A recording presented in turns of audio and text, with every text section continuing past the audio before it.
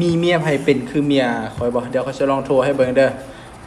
ว่าตัวนี้เงินหันบ่มีจ่ายแท้ตัวนี้เนาะหากก็กินข้าวเช้าช่วง11 โมงเมื่อกี้นี่หากก็กินข้าวเช้าช่วง11 โมงแล้วแพ็คเครื่องหากก็แล้วเนาะ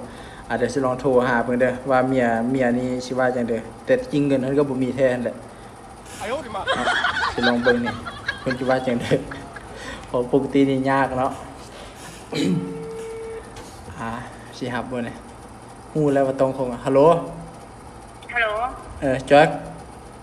กินข้าวแล้ววะกินแล้ว วะเฮ็ดหยังอยู่หัวปลาขัวป่าวะเนี่ยลูกชายไปโรงเรียนนะเนี่ยลูกชายไปโรงเรียนโอ้ยเขาว่าสิออกไปซื้ออันกินนะครับเบิ่งอยู่บัญชีเงินเบิดเดี๋ยวว่าสิขอเงินนำเจ้าจัก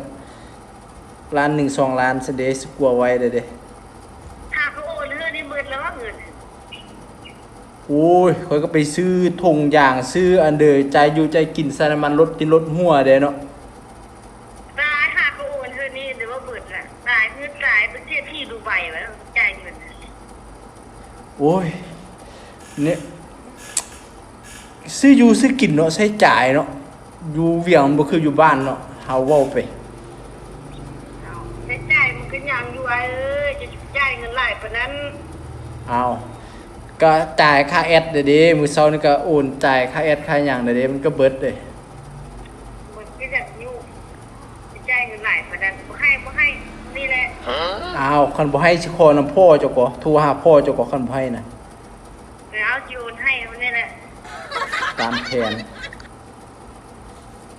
ตามนั้นเนาะคันบ่ให้ได้ขอนำพ่อเฒ่าแท้เนาะ